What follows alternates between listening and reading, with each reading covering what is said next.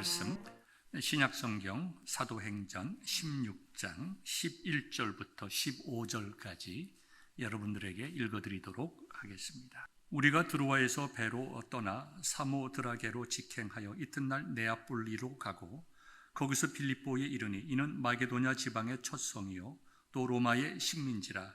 이 성에서 수일을 유하다가 안식일에 우리가 기도할 곳이 있을까 하여 문 밖 강가에 나가 거기에 앉아서 모인 여자들에게 말하는데, 두아디라 시에 있는 자색 옷감 장사로서 하나님을 섬기는 루디아라 하는 한 여자가 말을 듣고 있을 때 주께서 그 마음을 열어 바울의 말을 따르게 하신지라. 그와 그 집이 다 세례를 받고 우리에게 청하여 이르되, 만일 나를 주 믿는 자로 알거든 내 집에 들어와 유하라 하고 강권하여 머물게 하니라. 하나님의 말씀입니다. 아멘. 오늘 본문의 말씀은 우리가 잘 아는 내용의 말씀입니다. 성령께서 말씀을 우리의 심령 속에 새겨주시고 그 말씀을 통하여 깨닫고 우리가 변화받고 능력받아 말씀대로 살아갈 수 있는 은혜 주시기를 주님의 이름으로 축원합니다. 오늘의 설교 제목은 선교하시는 하나님이라는 말씀입니다. 하나님께서 선교하신다. 우리가 보통 선교를 이야기하면 선교와 전도란 말을 조금 혼돈하기도 하고 또 여러분들 가운데 많은 분들이 그 차이점을 알기도 합니다. 사실 선교와 전도란 말은 근본적으로 같이 사용할 수 있는 말이기도 합니다. 과연 무엇이 같고 무엇이 다를까요? 정의를 생각해 보겠습니다. 선교라고 하는 말은 미토라고 하는 보낸다란 뜻을 가진 라틴어로부터 발생했습니다. 왜 선교를 영어로 미션이라고 이야기를 하죠. 하나님의 보내심을 입고 나아가 복음 전하는 일을 말합니다. 하나님의 보내심을 입어 나아가 복음을 전하는 것을 우리가 선교라고 말을 합니다. 그러면 전도란 말은 무슨 말일까요? 기쁜 소식을 전한다라는 뜻의 유앙겔리제이다이라는 헬라어 말에서 나온 것입니다. 그래서 우리가 전도라고 하면 이반젤리즘 이렇게 얘기를 하죠. 그래서 기쁜 소식을 전하는 것을 말하는데, 예수 그리스도의 복음을 믿지 아니하는 사람에게 전하는 행위를 전도라고 말합니다. 다시 말씀드립니다. 선교라고 하면 하나님의 보내심을 입고 나아가 복음을 전하는 일, 전도라고 하면 예수 그리스도의 복음을 불신자에게 전하는 행위, 이런 의미에서 보면 전도와 선교는 서로 상호 사용할 수 있는 동의어라고 말씀할 수가 있겠습니다. 전도와 선교의 목적은 뭘까요? 선교와 전도의 목적은 동일합니다. 예수님을 믿지 아니하는 분들에게 복음을 전해서 그분들로 하여금 복음을 듣고 예수 그리스도를 나의 구주로 고백하여 구원받게 하고 구원받은 자답게 살아가게 만드는 일을 전도로 하기도 하고 선교라고 하기도 합니다. 이런 면에서 전도와 선교는 같은 의미라고 할 수 있지만 조금 기능적으로 차이도 있습니다. 첫 번째는 하나님의 복음을 어떻게 전하느냐, 그 어떤 그런 활동적인 면으로 볼 때 조금 다릅니다. 전도라고 하는 것은 불신자에게 복음 그 자체를 전하는 행위, 나와 너 아니면 우리와 또 다른 그룹에게 복음을 전하는 그 행위를 우리는 전도라고 얘기를 하고, 선교라고 하는 것은 좀 더 확장해서 직접적인 복음을 전하는 것뿐만 아니라 복음을 전하기 위하여 필요한 여러 간접적인 지원을 포함하여 선교라고 합니다. 예를 들어서 우리가 전도하기 위하여 학교도 세울 수가 있고요, 또 병원도 지을 수가 있고, 상담원도 만들 수가 있고, 고아원도 만들 수가 있습니다.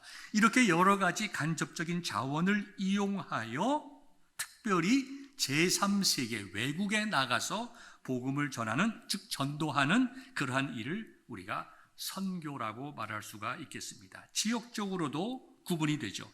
일반적으로 전도라고 하는 것은 같은 문화, 같은 언어권에 있는 국내의 종족에게 복음을 전하는 것을 전도라고 한다면, 선교라고 하는 것은 언어와 문화가 다른 제3세계에 나가서 다른 나라에 가서 복음을 전하는 행위라고 일반적으로 이야기할 수가 있습니다.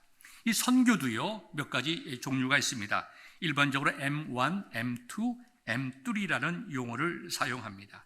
M1 선교라고 하는 것은 문화권이 다른 지역에 사는 같은 종족에게 동일한 언어를 사용하여 전도하는 것을 말합니다. 그럼 여러분들이 누굴까요?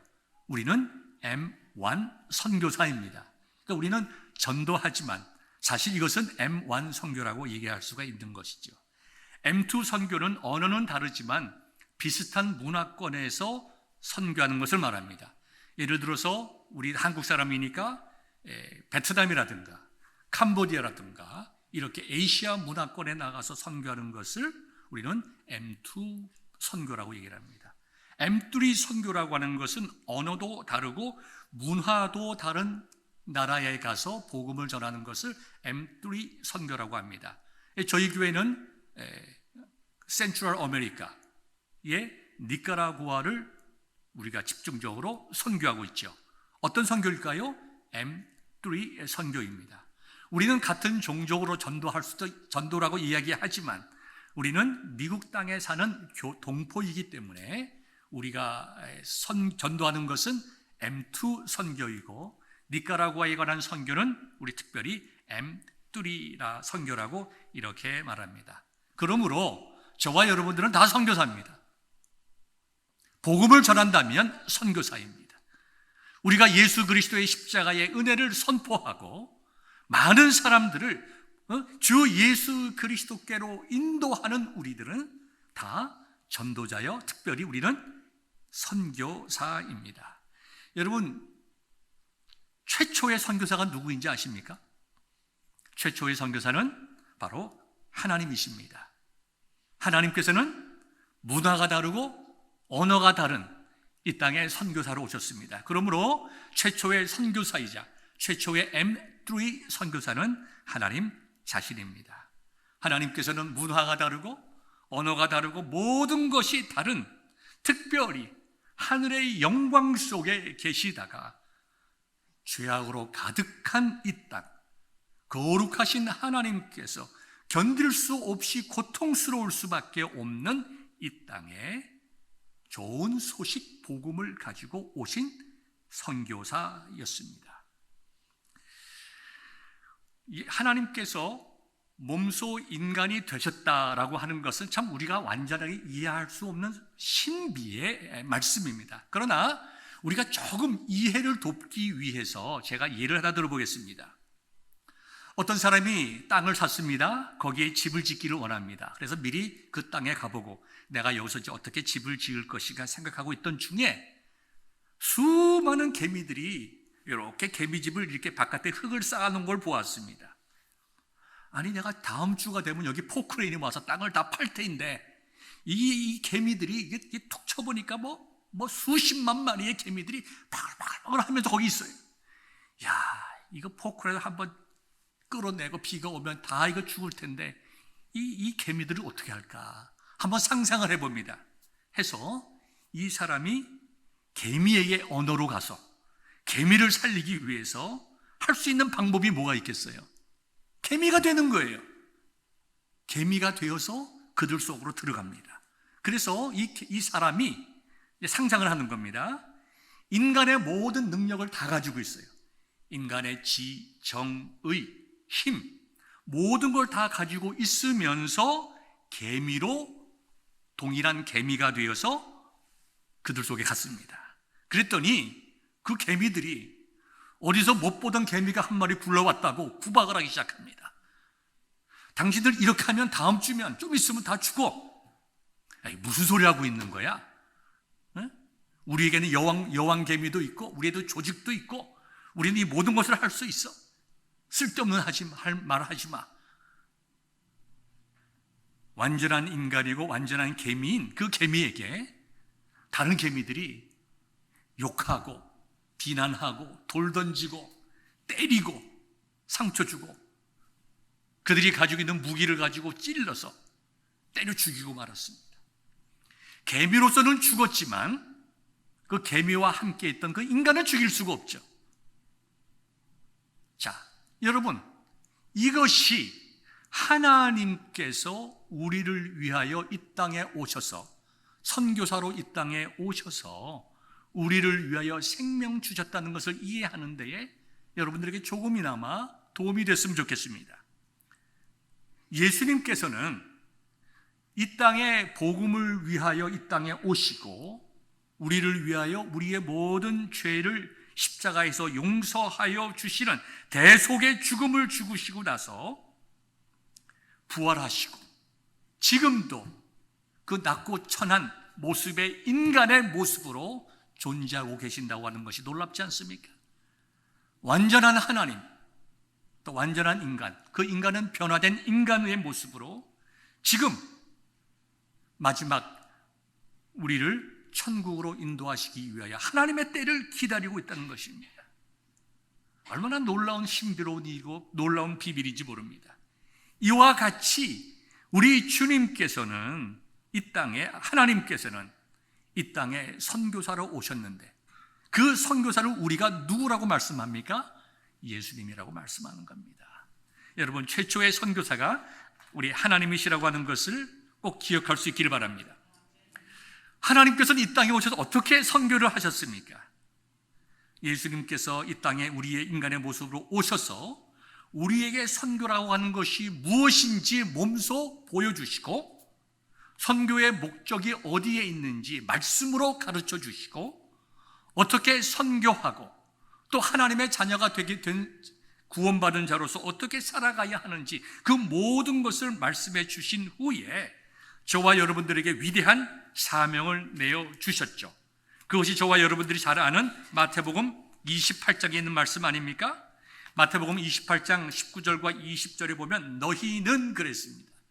여기 너희라고 하는 것은 1차적으로 예수님의 승천하는 모습을 보고 있는 제자들이지만 하나님의 기록된 말씀을 읽는 하나님의 모든 백성들에게 말하는 것입니다.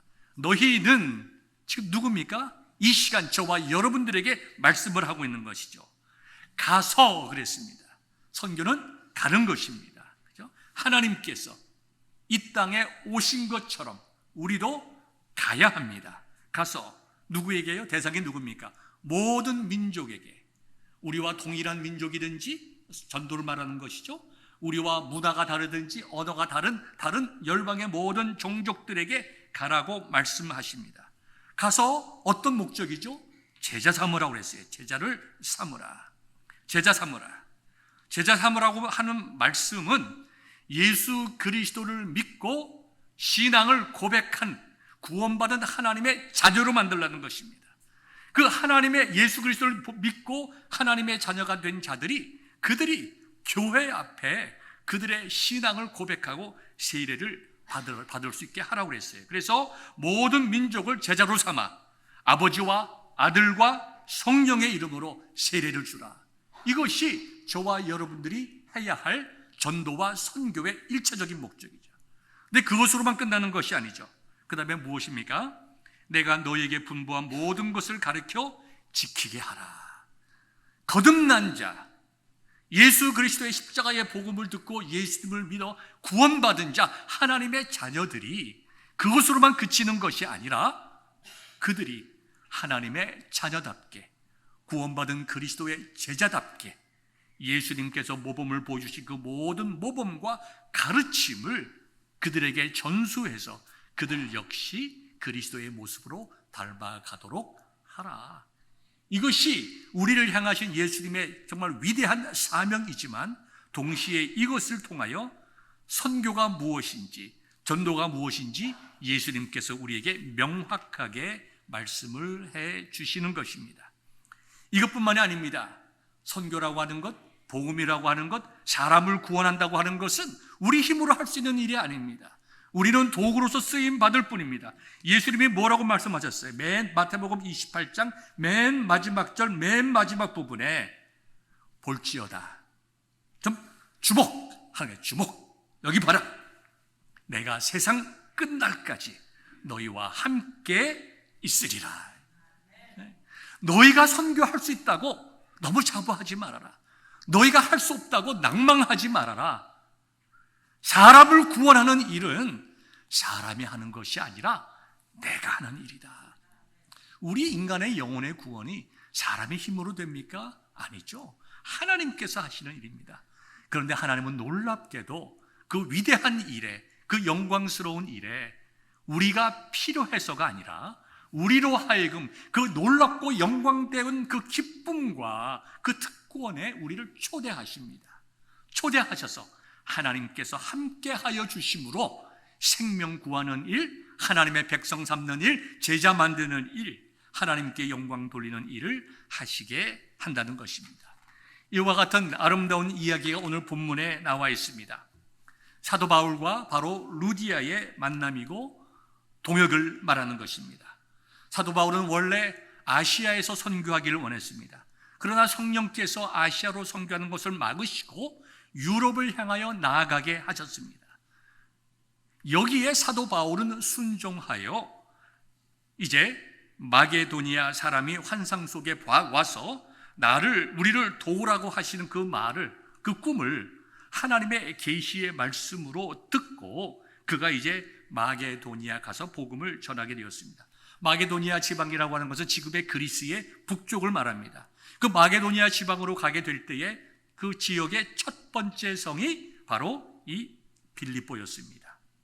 이 빌립보에서 이제 사도 바울이 도착해서 며칠간 있은 후에 안식일을 맞이하여 기도할 처소를 찾았습니다. 기도할 처소, 조용한 곳, 마음이 평안한 곳을 찾아서 시냇가로 내려갔는데 거기에 가보니까 아마도 동일한 마음을 가지고 기도하러 나온 여성들이 모여 있었습니다. 그래서 사도 바울이 그들에게 복음을 전했습니다. 그 복음을 전했더니 특별히 많은 여인들 중에 한 여인의 이름이 나오게 됩니다. 14절에 있는 말씀인데요. 두아디라 시에 있는 자색 옷감 장사로서 하나님을 섬기는 루디아라 하는 한 여자가 말을 듣고 있었다 이거지. 그에게는 처음에는 그게 말이었습니다. 자, 먼저 루디아를 생각해 봅시다. 루디아는 그 빌립보 지역이 원래 자기의 고향이 아닙니다. 다시 말해서 두아디라라고 하는 그 아시아에 있는 지역에서 이제 그 마게도니아 지역의 빌립보로 이민 온 사람. 먼 거리, 그 당시에 먼 거리입니다. 먼 거리에 이민 와서 자주 장사를 했다라고 성경에 기록되어 있습니다. 이 자주 장사라고 하는 것은 여러분 조금 그 루디아가 어떤 사람인지 이해를 하셔야 됩니다. 자주 장사라고 하는 것은 자주 색깔 나는 옷감을 파는 비즈니스 우먼을 말합니다. 루디아가 여성이었으니까요. 근데 이 자주색을 내는 염료가 굉장히 귀하고 굉장히 이게 비쌌습니다. 여러분들 혹시 이 달력이라든가 관광 사진을 보면 이 그리스 지역에 이렇게 동네들 종종 보면 파란색으로 많이 칠해놓은 지붕들을 보게 될 것입니다. 왜 파란색을 많이 칠해놨을까요? 파란색이 제일 싸기 때문입니다. 제일 구하기 쉽고. 여러분의 가죽 잠바들이 대부분 무슨 색깔이죠? 가방들도 브라운이죠. 브라운 색깔입니다. 왜 브라운 색깔일까요? 많은 사람이 좋아해서 그럴까요? 브라운 색깔이 제일 돈이 싸게 먹히는 염색약이기 때문입니다. 여러분 노란 잠바, 노란 가방 보셨어요?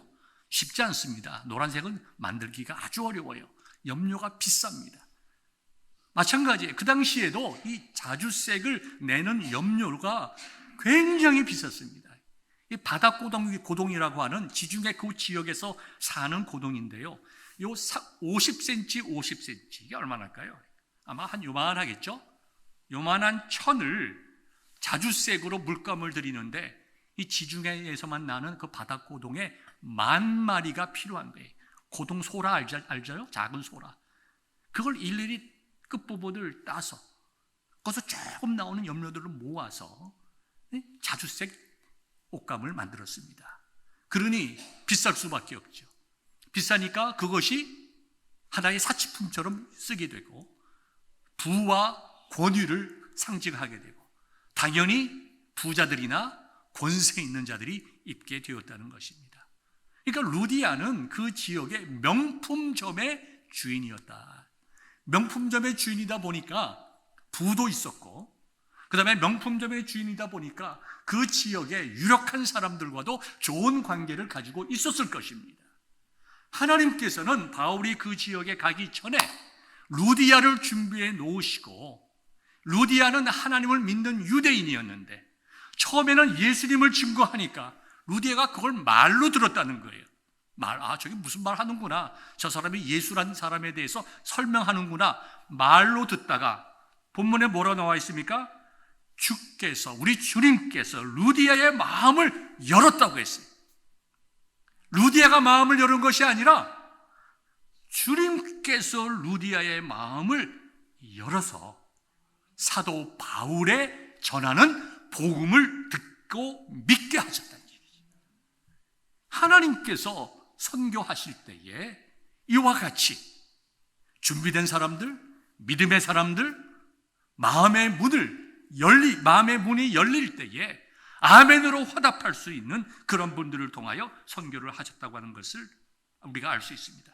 그랬더니 이 루디아가 마음으로만 믿은 것이 아니라 자기가 받은 믿음을 삶으로 증거했습니다. 어떻게 했냐 하면 그 집의 사람들이 다 함께 세례를 받고 동시에 자기의 집에서 교회가 시작될 수 있도록 많은 사람들이 와서 말씀을 듣고 그리스도를 영접할 수 있도록 필요한 모든 것을 그가 제공을 했다는 것입니다. 장소만 제공했겠어요? 오는 사람들에게 먹을 것도 제공했겠죠? 여러 가지 편의도 제공했겠죠? 새로 믿는 사람들이 필요한 것이 무엇인가 찾아서 그들을 도와줬겠죠.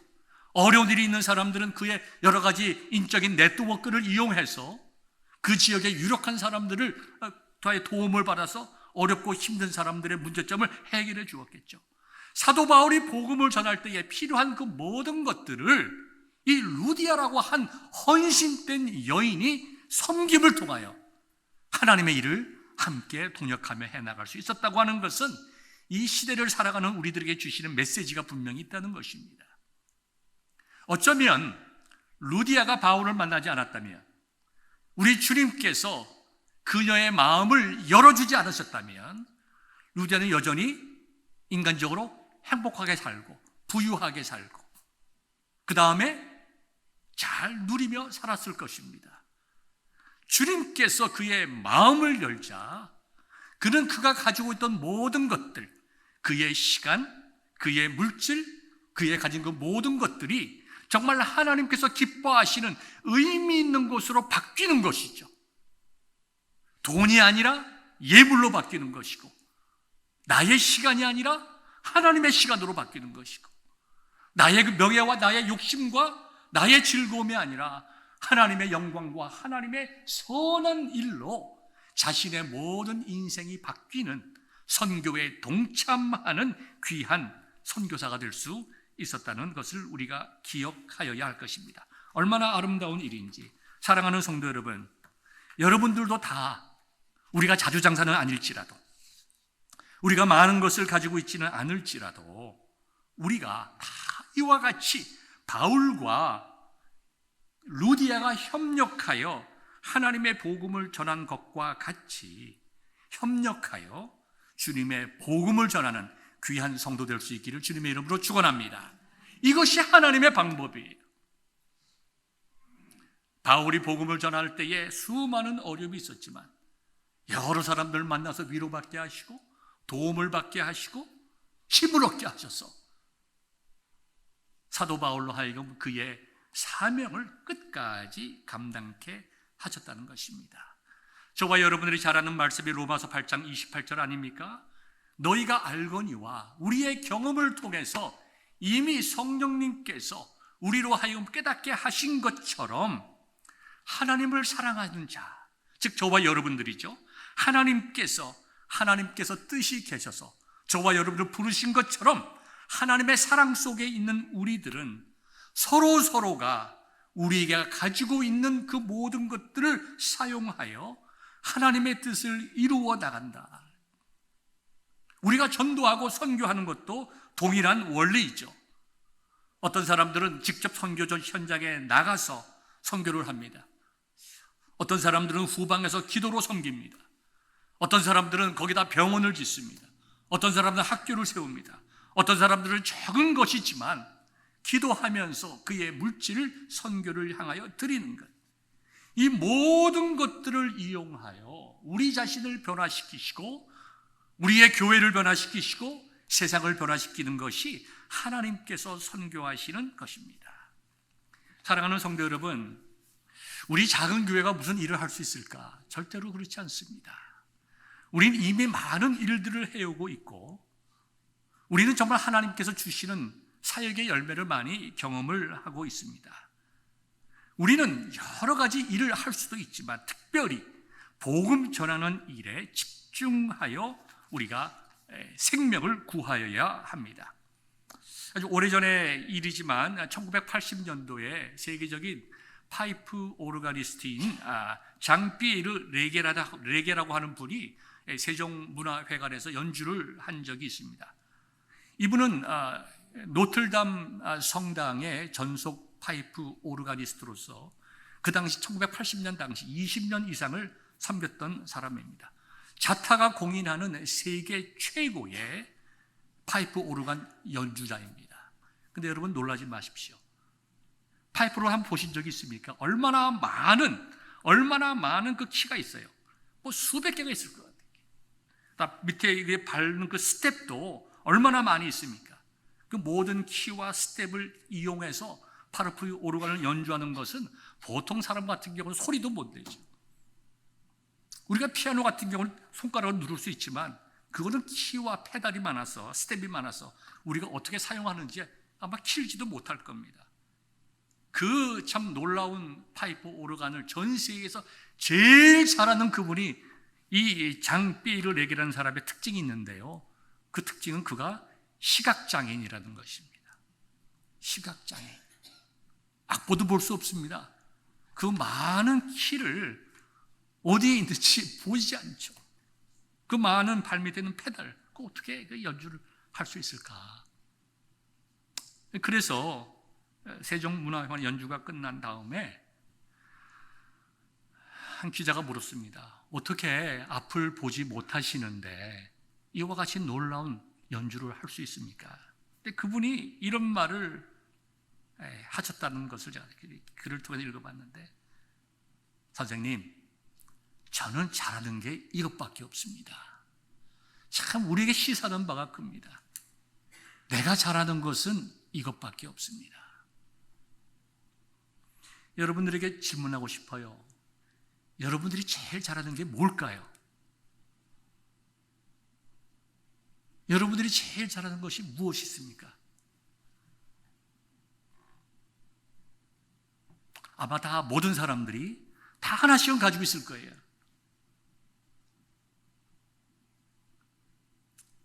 아무도 내가 제일 잘하는 건 고스톱이다 이런 말하는 분은 없기를 바랍니다.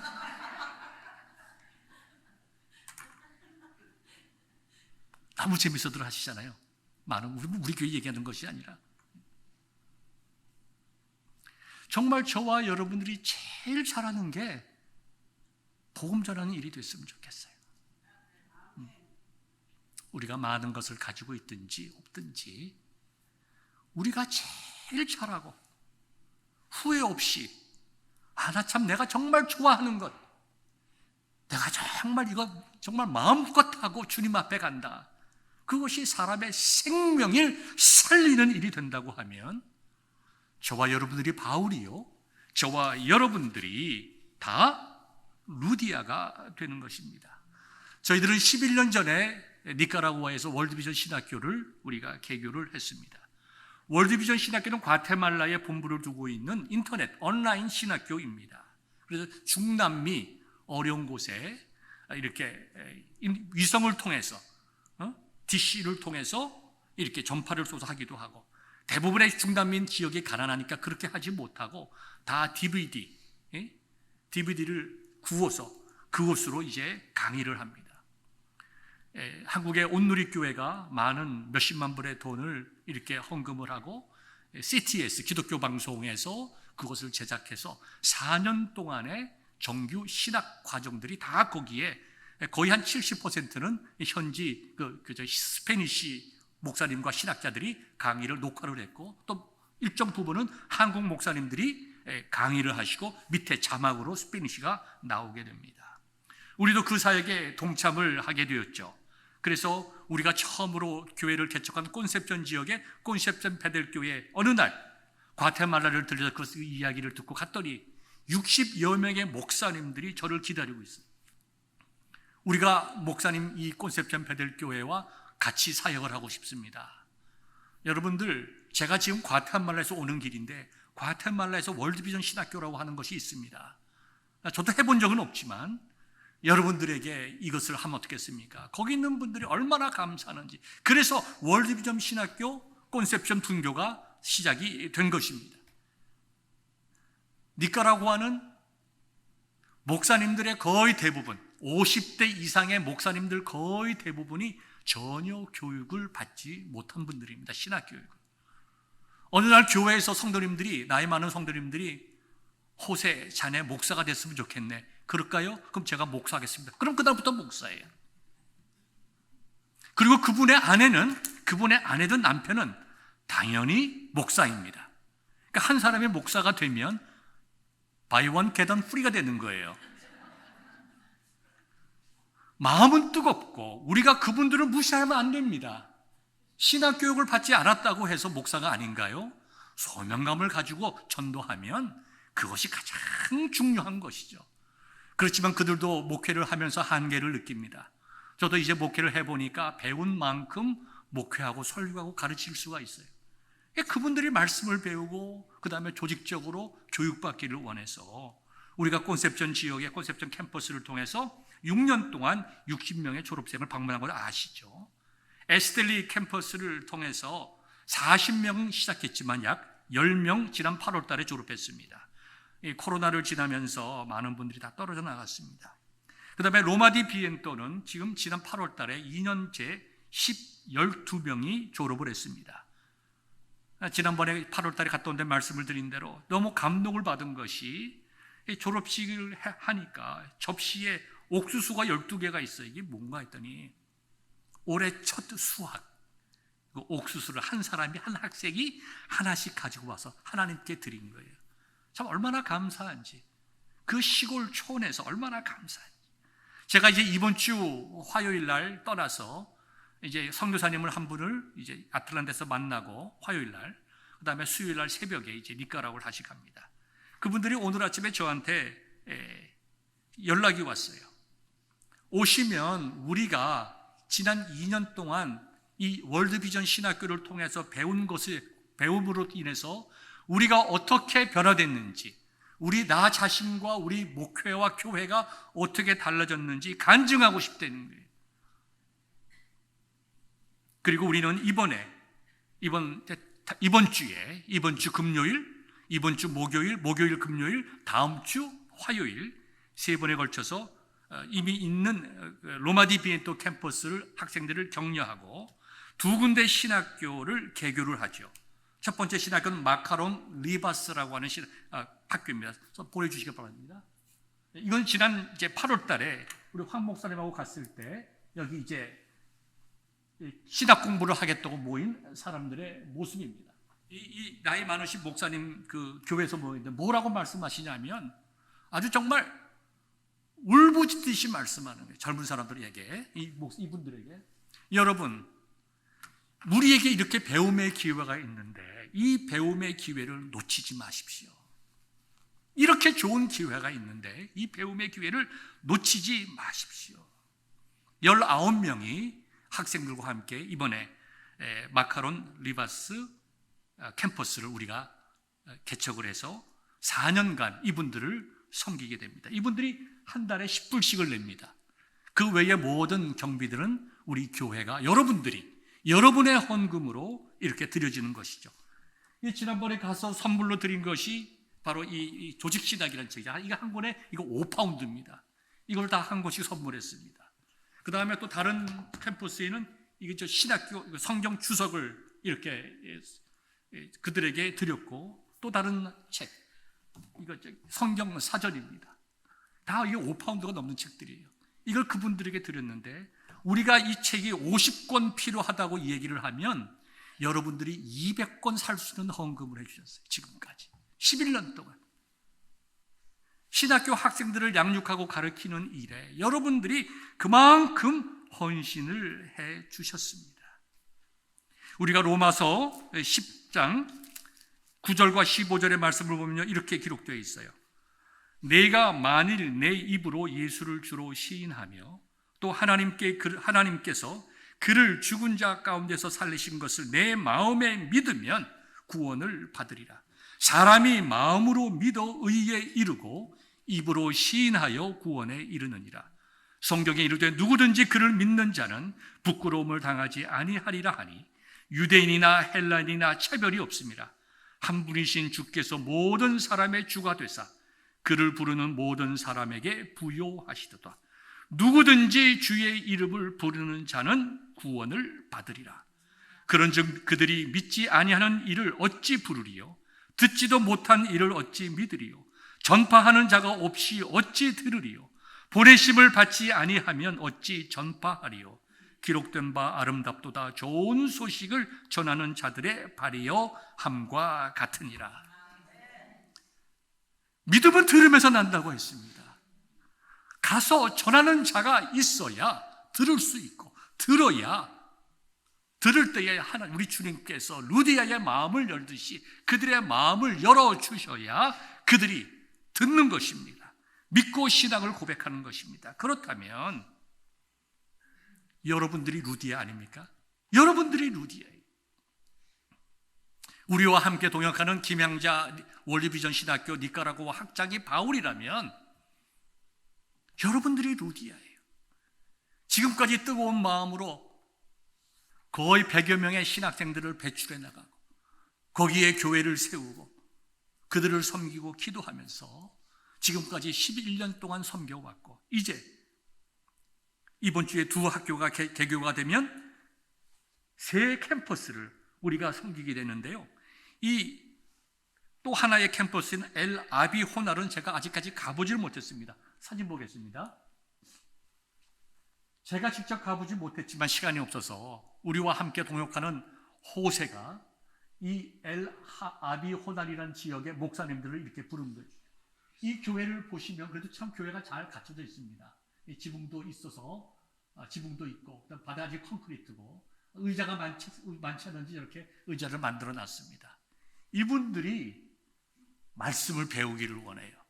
그래서 우리가 신학교 캠퍼스 하면 뭐 근사한 것이 아니라 목사님들이 모여서 우리가 교회를 따로 지을 필요가 없이 그들의 교회에서 이분들이 말씀을 배울 수 있도록 온라인으로 배울 수 있도록 TV 사서 주고 이번에 그 다음에 그들이 배울 수 있도록 책상을 마련해 주고 의자를 마련해 주고 그들을 가서 인텐시브 코스로 해서 집중적으로 강사를 모시고 가서 온라인 수업의 연약한 점을 보충해 주고 우리가 당신들을 위하여 섬기고 사랑합니다라고 하는 우리의 사랑의 메시지를 전하면 로마디 비엔토에서 공부하는 목회자들처럼 2, 3년 뒤에 그들이 우리가 이 교육을 통해서 어떻게 하나님을 깊이 알고 말씀을 통하여 깊이 깨달았는지 간증하고 싶습니다. 저와 여러분들에게 말씀을 하실 것입니다.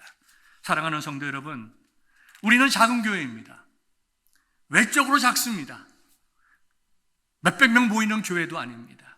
재정적으로 어려운 교회입니다. 그러나 아까 그 장비를 내게 그 시각장애인 오르간 연주자처럼 하나만 잘합시다. 하나만. 무엇입니까? 사람을 살리는 일, 영혼을 구원하는 일, 생명으로 인도하는 일. 다니엘서 12장 3절에 있는 말씀과 같이 많은 사람을 옳은 대로 돌아오게 한 자는 별과 같이 영원토록 빛나리라. 이 말씀이 나를 위한 말씀이구나. 내가 직접 가지는 못하지만 루디아처럼 바울을 사랑하는 것처럼 루디아처럼 물질을 통해서 기도를 통해서 여러 네트워크를 통해서 바울로 하여금 선교하는 데 힘이 되어주게 하고 바울의 루디아의 집에서 시작된 빌립보 교회를 잘 섬김으로 그 교회가 전도하고 선교하는 교회가 되게 하는 것처럼 저와 여러분들이 내가 루디아다, 나는 잘하는 것 하나 있다면 사람 살리는 일을 할 것이다, 전도하고 선교하여 영혼 구원할 것이다, 언젠가 내가 주님 앞에 갈 터인데 우리 주님께서 나를 별과 같이 영원토록 빛나게 할 것이다, 이와 같은 믿음을 가지고 복음을 증거하는 일에 최선을 다하는 저와 여러분들 잘하고 계십니다. 정말 칭찬할 만해요. 더 열심히 잘 복음을 전할 수 있는 우리 베들교회 모든 성도 되시기를 주님의 이름으로 축원합니다.